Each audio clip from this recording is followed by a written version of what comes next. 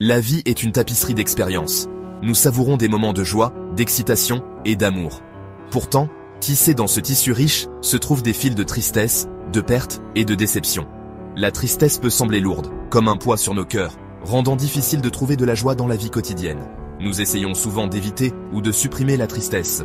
Et si nous pouvions aborder la tristesse avec une perspective différente, une perspective qui nous donne les moyens de la naviguer avec résilience et grâce. Dans un monde souvent caractérisé par des changements rapides et l'incertitude, les traditions de sagesse ancienne offrent une direction intemporelle. Le stoïcisme, une philosophie originaire de la Grèce antique, fournit des outils pratiques pour naviguer les défis de la vie avec résilience et tranquillité. Au lieu de cela, il met l'accent sur la compréhension et la gestion de nos émotions, en particulier les plus difficiles, d'une manière qui nous permet de vivre des vies plus épanouissantes. Le stoïcisme nous enseigne que le vrai bonheur ne vient pas des circonstances extérieures, qui sont souvent hors de notre contrôle. Ce changement de perspective, de l'extérieur vers l'intérieur, est essentiel pour comprendre le pouvoir du stoïcisme à nous aider à surmonter la tristesse. Le stoïcisme n'offre pas de solution miracle ou magique. C'est une philosophie de la pratique, qui exige de la patience, de la conscience de soi et un effort constant. En adoptant les principes stoïciens, nous pouvons apprendre à transformer notre relation à la tristesse, la considérant non pas comme un ennemi à craindre, mais comme une opportunité de croissance et de découverte de soi. Que vous soyez novice en stoïcisme, ou que vous cherchiez à approfondir votre compréhension, ce voyage promet des idées précieuses et des outils pratiques pour naviguer sur les vagues inévitables de la tristesse et en sortir plus fort. Pour comprendre le pouvoir du stoïcisme à nous aider à surmonter la tristesse, nous devons d'abord rencontrer les esprits qui ont façonné cette philosophie durable. Marc Aurèle, l'empereur romain, a écrit ses méditations sur le stoïcisme tout en menant des armées au combat, démontrant le caractère pratique de la philosophie même dans les circonstances les plus exigeantes. Sénèque, un homme d'État et dramaturge romain, a exploré les thèmes du stoïcisme de la vertu, de la raison et de la vie en accord avec la nature. Ses lettres, à son ami Lucilius, sont remplies de conseils pratiques sur la gestion des émotions, surmonter l'adversité et trouver le contentement. Épictète, un ancien esclave devenu philosophe stoïcien, a souligné l'importance de se concentrer sur ce qui est en notre contrôle, nos pensées et nos actions, et d'accepter ce qui est hors de notre contrôle, comme les événements extérieurs. Ces enseignements, tels qu'enregistrés par son élève Arien, offrent un cadre puissant pour cultiver la paix intérieure et la résilience. Au cœur du stoïcisme se trouve un principe fondamental connu sous le nom de dichotomie du contrôle. Ce principe nous enseigne que nous avons un contrôle total sur nos pensées et nos actions, mais que nous n'avons aucun contrôle sur les événements extérieurs. Lorsque nous nous concentrons sur ce que nous pouvons contrôler, nos réponses aux situations, nous nous donnons les moyens d'agir. Ce changement d'orientation de l'extérieur vers l'intérieur est crucial pour cultiver le bien-être émotionnel. Le stoïcisme nous enseigne à accepter ce qui est hors de notre contrôle et à rediriger notre énergie vers ce que nous pouvons influencer. La pleine conscience, une pratique enracinée dans les anciennes traditions de sagesse, joue un rôle central dans l'approche du stoïcisme pour surmonter la tristesse. En cultivant la pleine conscience, nous développons une plus grande conscience de nos schémas de pensée, de nos réactions émotionnelles et de nos façons habituelles de réagir au monde qui nous entoure. Au lieu de laisser la tristesse nous consumer, nous pouvons l'observer avec un sentiment de détachement, reconnaissant sa présence sans la laisser dicter nos pensées, nos sentiments et nos actions. Cette approche consciente nous permet de créer un espace entre nos émotions et nos réactions, nous donnant la liberté de choisir une réponse plus utile. Le stoïcisme nous encourage à considérer nos émotions, même les plus douloureuses, comme des visiteurs temporaires. Comme des vagues sur l'océan, les émotions montent et descendent, vont et viennent. En reconnaissant la nature transitoire de nos émotions, nous pouvons éviter d'être submergés par leur intensité. Marc Aurèle, dans ses méditations, nous rappelle: le temps est comme un fleuve d'événements qui passe, et son courant est fort. Comprendre ce rythme naturel de notre monde intérieur peut apporter un sentiment de réconfort pendant les moments de tristesse. Comme une vague qui finit par reculer dans l'immensité de l'océan, la tristesse finira par perdre son emprise. L'un des concepts les plus puissants du stoïcisme est le amor fati, une expression latine qui se traduit par amour du destin. C'est la pratique d'embrasser tout ce qui arrive dans nos vies, le bien comme le mal, avec un sentiment d'acceptation et même de gratitude. Lorsque nous nous révoltons contre la réalité, lorsque nous résistons à ce qui est, nous créons une souffrance inutile. En acceptant ce qui est hors de notre contrôle, nous nous libérons du fardeau de la lutte contre l'inévitable. Nous pouvons encore agir pour améliorer notre sort. Cette attitude nous permet de naviguer les défis avec plus d'équanimité et de trouver un sens même au milieu de l'adversité. Le stoïcisme enseigne que même dans les moments les plus sombres, il y a toujours quelque chose à apprendre, quelque chose pour lequel être reconnaissant et une opportunité de croissance. Lorsque la tristesse frappe, demandez-vous « Que puis-je apprendre de cette expérience ?» C'est peut-être une leçon de résilience, de compassion ou de l'impermanence de toute chose. C'est peut-être l'occasion d'approfondir notre lien avec les autres, de pratiquer la gratitude pour ce que nous avons encore ou de découvrir une force cachée en nous. Sénèque nous rappelle, chaque nouveau départ vient de la fin d'un autre départ. La tristesse, bien que douloureuse, peut être un catalyseur de changement positif, nous incitant à réévaluer nos priorités, à abandonner ce qui ne nous sert plus et à saisir de nouvelles possibilités. Le stoïcisme offre un antidote puissant à la tristesse, grâce au don de la perspective. Lorsque nous prenons du recul par rapport à notre situation immédiate et que nous considérons notre vie dans la grande tapisserie du temps et l'immensité du cosmos, nos problèmes semblent souvent plus petits et plus faciles à gérer. Marc Aurèle, dans ses méditations, nous rappelle « Pense à l'univers de la matière et à la petitesse de ta part ». Cette contemplation de notre place dans l'univers peut être humiliante mais libératrice. N'oubliez pas que vous n'êtes pas seul dans votre tristesse. Imaginez un instant perdre quelque chose qui vous est précieux. C'est peut-être une relation chère, une possession bien aimée, ou même votre santé. Visualisez le scénario de manière vivante, en ressentant les émotions qui surgiraient si cette perte devait se produire. Cet exercice, connu sous le nom de visualisation négative, peut sembler contre-intuitif, voire troublant. En envisageant des pertes potentielles, nous développons une plus grande conscience de l'impermanence de toute chose. Cette pratique n'est pas destinée à instiller la peur ou l'anxiété, mais à servir de rappel puissant de la préciosité de la vie et de l'importance de savourer chaque expérience pendant que nous le pouvons. En répétant mentalement des scénarios difficiles, nous développons un sentiment de résilience émotionnelle. Imaginez-vous trouver un endroit calme, fermez les yeux et tournez votre attention vers l'intérieur. Alors que vous vous concentrez sur votre respiration, des pensées et des émotions surgissent, comme des bulles dans un courant de conscience. Cette pratique de la réflexion méditative est une pierre angulaire du stoïcisme, offrant une voie vers la clarté émotionnelle, la paix intérieure et une compréhension plus profonde de nous-mêmes. La méditation ne consiste pas à vider l'esprit ou à faire taire nos pensées.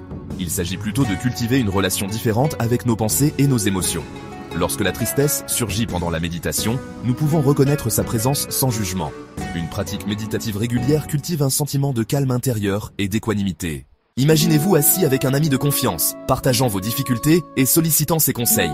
Le stoïcisme reconnaît l'importance de la communauté et du lien, tant pour rechercher du soutien dans les moments difficiles que pour apprendre des expériences des autres. Rechercher le soutien d'amis, de la famille ou d'un thérapeute peut fournir une perspective précieuse, des encouragements et un espace pour gérer les émotions difficiles. Partager nos difficultés avec les autres peut nous aider à nous sentir moins seuls, sachant que nous ne sommes pas les seuls à faire face à des défis. Nous pouvons également nous tourner vers les écrits des philosophes stoïciens pour obtenir des conseils et de l'inspiration. N'oubliez pas que la recherche de soutien n'est pas un signe de faiblesse, mais un témoignage de notre humanité. James Stockdale, un pilote de chasse de la marine américaine, a fait face à une adversité inimaginable en tant que prisonnier de guerre pendant la guerre du Vietnam. Abattu et capturé, il a enduré des années de torture et d'enfermement dans le tristement célèbre camp de prisonniers de la prison d'Hanoï. Ce qui a aidé Stockdale à survivre à ces années pénibles, tant physiquement que mentalement, ce sont les principes du stoïcisme qu'il avait adoptés bien avant sa capture. Il s'est concentré sur ce qu'il pouvait contrôler, ses pensées, ses réactions, son monde intérieur, et a accepté ce qui était hors de son contrôle, comme les violences physiques infligées par ses ravisseurs. Cette dichotomie du contrôle, un principe central du stoïcisme, est devenue sa bouée de sauvetage. À sa libération après 7 ans de captivité, Stockdale est apparu, non pas comme un homme brisé, mais comme un témoignage du pouvoir transformateur du stoïcisme. Son expérience démontre que les principes du stoïcisme, forgés dans le creuset des temps anciens, ont une pertinence profonde pour la vie moderne. Imaginez le pire cauchemar d'un parent, la perte d'un enfant. C'est une douleur qui transcende les mots, une blessure qui ne guérit jamais complètement. Ce deuil profond peut sembler insurmontable, un poids lourd qui menace d'écraser l'esprit. Chaque jour devient une lutte pour trouver un semblant de normalité. Pourtant, au milieu d'une telle douleur inimaginable, il y a des personnes qui trouvent la force de naviguer dans leur deuil avec grâce et résilience, découvrant des ressources intérieures insoupçonnées. S'appuyant sur les principes du stoïcisme pour trouver un sens et un réconfort face à une perte profonde. Ces principes offrent un cadre pour comprendre et accepter l'inévitable. C'est l'histoire de Sheryl Sandberg, une figure de proue du monde de la technologie, connue pour sa force et sa détermination, qui a fait face à la perte impensable de son mari à un jeune âge. Cette tragédie a bouleversé sa vie, mais elle a trouvé un moyen de continuer. Dans son livre Option B, Facing Adversity, Building Resilience and Finding Joy, elle explore les profondeurs de son chagrin et les chemins vers la guérison. Sandberg partage son parcours profondément personnel pour naviguer dans le deuil et la perte, offrant des perspectives précieuses à ceux qui traversent des épreuves similaires. S'appuyant à la fois sur ses propres expériences et sur la sagesse d'autres personnes qui ont été confrontées à des défis similaires. Elle montre comment le soutien communautaire peut être une bouée de sauvetage. Bien que Sandberg ne se qualifie pas explicitement de stoïcienne, son approche pour faire face à la mort de son mari s'aligne sur les principes stoïciens clés, tels que l'acceptation et la résilience. Son approche pour faire face à la mort de son mari s'aligne sur les principes stoïciens clés. Elle a appris à embrasser ses émotions tout en cherchant à les comprendre. Elle souligne l'importance de reconnaître et de gérer son deuil, plutôt que d'essayer de le supprimer. Cette reconnaissance est la première étape vers la guérison. Plutôt que d'essayer de le supprimer, elle reconnaît que si elle ne peut pas contrôler ce qui s'est passé, elle peut contrôler la façon dont elle choisit de réagir. Elle reconnaît que si elle ne peut pas contrôler ce qui s'est passé, elle peut contrôler la façon dont elle choisit de réagir. Cette prise de conscience est libératrice. À travers son propre parcours et les histoires qu'elle partage, Sandberg démontre que même face à une perte inimaginable, il est possible de trouver un sens, un but et même de la joie. À travers son propre parcours et les histoires qu'elle partage, Sandberg démontre que même face à une perte inimaginable, il est possible de trouver un sens, un but et même de la joie. Sandberg démontre que même face à une perte inimaginable, il est possible de trouver un sens, un but et même de la joie. Son histoire est une source d'inspiration pour beaucoup. Il est possible de trouver un sens, un but et même de la joie. Son histoire témoigne de la capacité humaine de résilience. Son histoire témoigne de la capacité humaine de résilience et du pouvoir durable des principes stoïciens pour nous aider à naviguer dans les expériences les plus difficiles que la vie puisse nous réserver. Et du pouvoir durable des principes stoïciens pour nous aider à naviguer dans les expériences les plus difficiles que la vie puisse nous réserver. En fin de compte, c'est une histoire de courage, de force et de l'incroyable capacité de l'esprit humain à guérir. Trouver la force dans l'adversité. Une histoire de résilience. Viktor Frankl, psychiatre et neurologue autrichien, a été confronté aux horreurs de l'Holocauste, endurant des années d'emprisonnement dans les camps de concentration nazis, dont Auschwitz. Ces expériences ont profondément marqué sa vision de la vie et de la souffrance humaine. Face à des souffrances et à une déshumanisation inimaginable, Frankl a été le témoin direct des profondeurs de la cruauté humaine, mais aussi de l'extraordinaire capacité de l'esprit humain à endurer et à trouver un sens même dans les moments les plus sombres. Il a observé comment certains individus pouvaient transcender leur douleur par la force de leur esprit. Dans son ouvrage fondamental, Découvrir un sens à sa vie, Frankl raconte ses expériences dans les camps et expose sa théorie de la logothérapie, une forme de psychothérapie qui met l'accent sur la volonté humaine de sens comme motivation première dans la vie.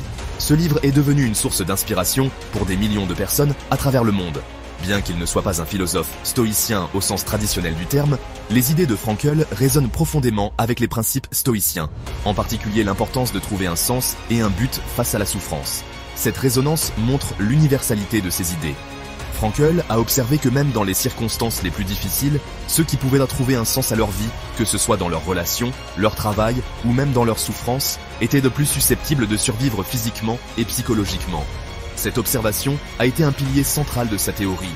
Il était convaincu que notre capacité à donner un sens aux choses est ce qui nous distingue en tant qu'êtres humains et nous donne la force d'endurer même l'adversité la plus inimaginable. Cette conviction a guidé son travail tout au long de sa vie. L'histoire de Viktor Frankl, bien que née d'une profonde souffrance, offre un message d'espoir, de résilience et du pouvoir durable de l'esprit humain. Elle nous montre que même dans les moments les plus sombres, il est possible de trouver la lumière. Son travail nous rappelle que même dans les moments les plus sombres, nous avons la capacité de choisir notre attitude, de trouver un sens et de sortir de l'adversité plus fort et plus compatissant. C'est un témoignage puissant de la résilience humaine, l'héritage durable des stoïciens. Alors que nous concluons notre exploration du stoïcisme et de sa profonde capacité à nous aider à surmonter la tristesse, nous sommes frappés par l'intemporalité de sa sagesse.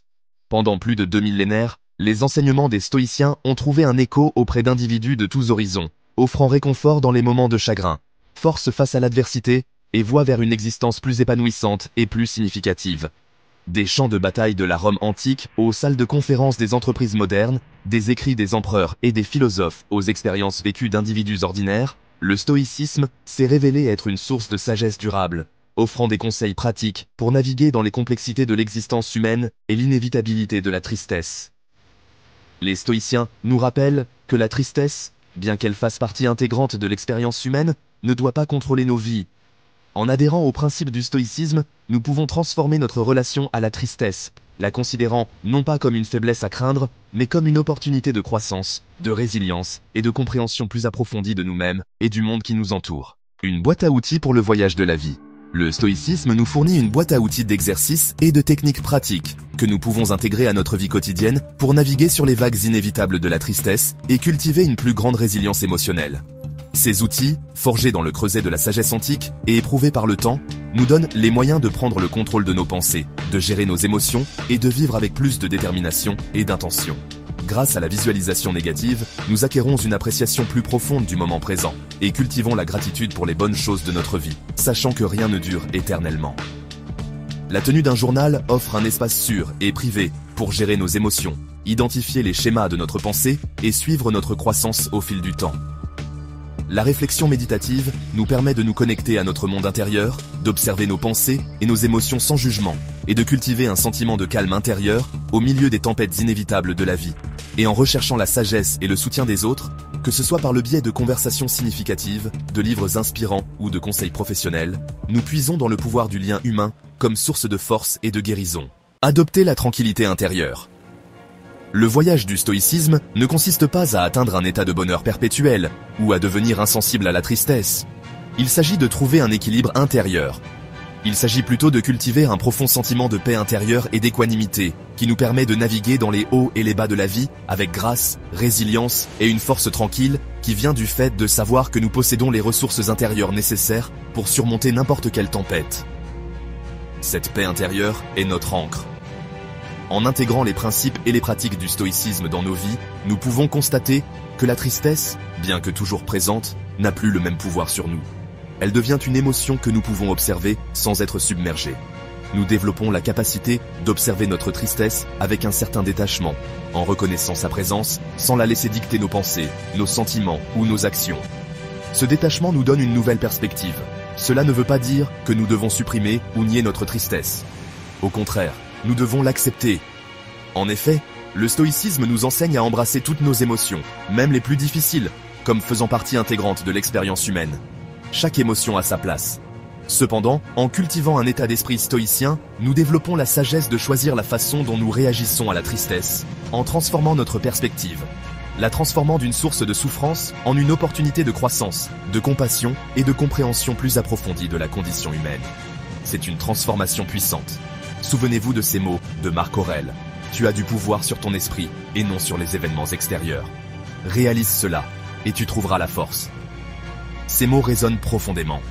Dans ces mots, nous découvrons l'essence du stoïcisme, le pouvoir de choisir notre réponse, de façonner notre destin, de trouver la tranquillité intérieure et de vivre une vie remplie de sens, de but et de résilience, en harmonie avec nous-mêmes, même au milieu des vagues inévitables de tristesse que la vie peut apporter. Cette tranquillité est notre refuge.